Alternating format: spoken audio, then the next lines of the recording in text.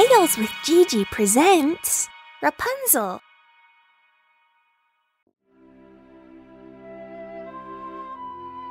Once upon a time, there was a man and his wife. They had wanted a child for a long time, but had never had one. One day, a miracle happened, and the woman gave her husband the news that they had both so long wished for. They were going to have a baby. The man and his wife lived in a house with a small window in the kitchen overlooking a beautiful garden of fresh vegetables and flowers. Unfortunately, there was a high wall of barbed wire around it, and no one ever entered it because it belonged to a mighty witch, who everyone was terrified of. One day, the woman was looking out into the garden when she saw a bed filled with fresh radishes. They looked so enticing that she began to want some. This went on for days. She knew she could not get the radishes, and she got more and more feeble by the day. Her husband was worried about her and asked, "What is the matter, dear wife?" "I feel like I will die unless I can eat some of those radishes that grow in the witch's garden." The man, who loved his wife very much, thought that he would rather get caught by the witch than lose his beloved. He waited for night to fall so he could climb over the wall into the garden. Unseen by anyone, he quickly plucked a handful of radishes and took them to his wife. She made a radish salad and ate to her heart's content, but it tasted so good that the next day she longed for twice as many as she had before. The man had to climb over the wall again if he wanted his wife to feel well. So he went at twilight again. As he was climbing back, he saw the witch standing in front of him. He was terribly frightened as she cried, "How dare you climb over into my garden and steal my radishes?" "Please don't judge me too hard," he answered. "I did it for my wife. She saw your radishes out of the window and started longing for them so badly that she would have died if she could not have had some to eat." Then the witch said, "If this is the truth, you may have as many radishes as you like, on one condition. You must give me your child. I will raise it like my own." The man was so scared that he promised the witch whatever she asked for. When the time came, the child was born, and the witch appeared. She gave the child the name Rapunzel, which means radish, and she took her away as she had threatened. Rapunzel grew more and more beautiful with every passing year. On her 12th birthday, the witch locked her up in a high tower in the woods. The tower had neither stairs nor a door, but only a small window above. When the witch wished to be let in, she would cry, "Rapunzel, Rapunzel, let down your hair." Rapunzel had beautiful long hair which shone like gold and which no one had ever cut. When she heard the voice of the witch, she would loosen her plaits, let her hair down until it touched the ground so that the witch could climb up. They lived that way for years. Rapunzel's beauty was locked in the tower away from the world outside.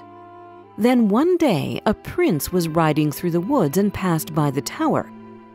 He heard a voice singing so sweetly that he stood still and listened. It was Rapunzel, who felt lonely in the tower and would often spend her time singing. The prince wanted to meet the girl who sang so beautifully, but he couldn't find a door to enter the tower. So he went back home, but he couldn't forget the girl's voice. So the next day, the prince turned back to the tower, and as he was standing there gazing at the tower, he saw the witch come up and listened while she called out, "Oh, Rapunzel, Rapunzel, let down your hair." What happened after that really surprised him, but he could finally see the girl who the beautiful voice belonged to. Then he saw how Rapunzel let down her long hair and how the witch climbed up the tower. The next day at dusk, he went to the tower and cried, "Oh, Rapunzel, Rapunzel, let down your hair." She let down her hair, and the prince climbed up. When she saw that a man had come to her room instead of the witch, she became really scared. But the prince began speaking so kindly and told her how her singing had entered into his heart and how he could have no peace until he had seen her. Rapunzel forgot her terror, and when he asked her to be his wife, she thought to herself that he was young and handsome, and that she liked him much better than she liked the witch. She put her hand into his and agreed to leave the tower with him. She said, "I would go with you, but I don't know how to get out. When you come, bring a rope each time, and I will make a ladder. When it is ready, I will climb down from the tower, and you shall take me away on your horse." They agreed that he should come to her every evening as the old woman came in the daytime.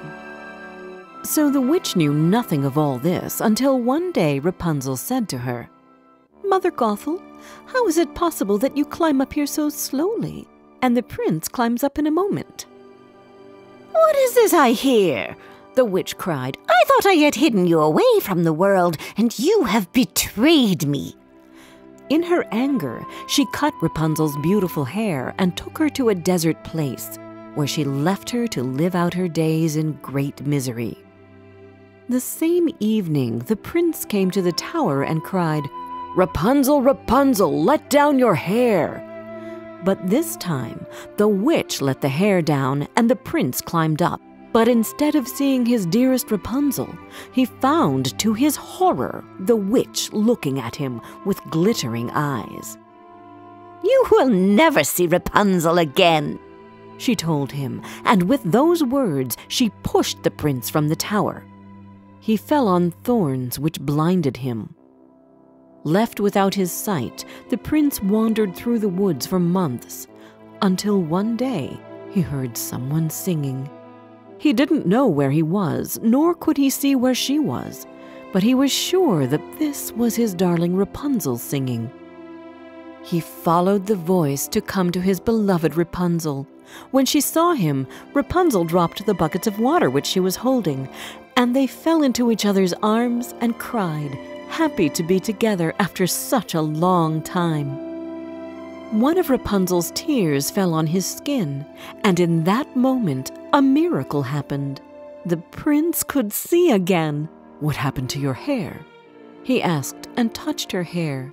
But before Rapunzel could even answer him, another magic happened, and her hair grew back, long and shining as it had always been. Then the prince took her to his kingdom, where he was received with great joy, and there they lived long and happily.